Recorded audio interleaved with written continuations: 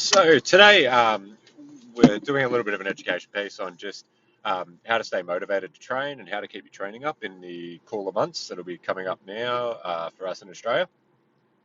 So obviously, especially if you're doing outdoor training and stuff like that, winter, autumn time can get a bit more difficult to keep your training going. So some little ways that we've found that help people we work with in just maintaining motivation when it's a bit cooler is one, just finding something that you enjoy doing. Um, Obviously, it's going to be more difficult when it's cold outside to go for a run or a bike ride or something like that. But generally, if you find an activity that you're doing outdoors that you enjoy, that's getting you active, then that can actually keep you motivated.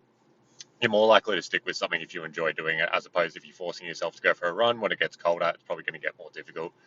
Um, Another way is obviously a very simple one, stocking up on sort of fitness gear and fitness apparel that work outdoors. So they're not particularly stuff I use, but hand warmers, heated jackets, and stuff like that can be useful in the winter months if you're training outside. Number three, obviously, is going to be finding a way to get the same training done indoors. So whether that's a treadmill, a stationary bike, if you're doing weight training, obviously that's a lot easier to do indoors than it is outdoors anyway. There's some stuff that's going to be quite difficult.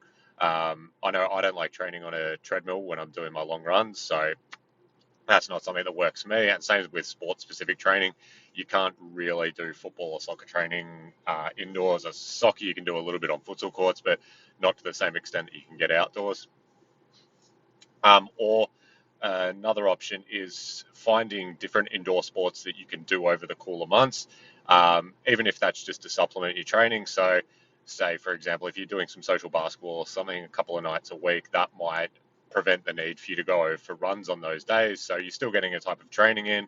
It's going to be beneficial to, say, football or netball or something like that. You're getting that repeat sprint efforts, but it's not requiring you to run outdoors.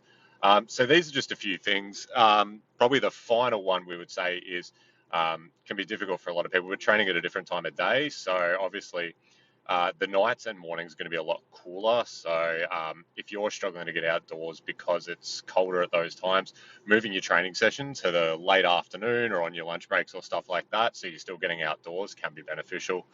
So yeah, these are just a few tips to help you keep training in the cooler months.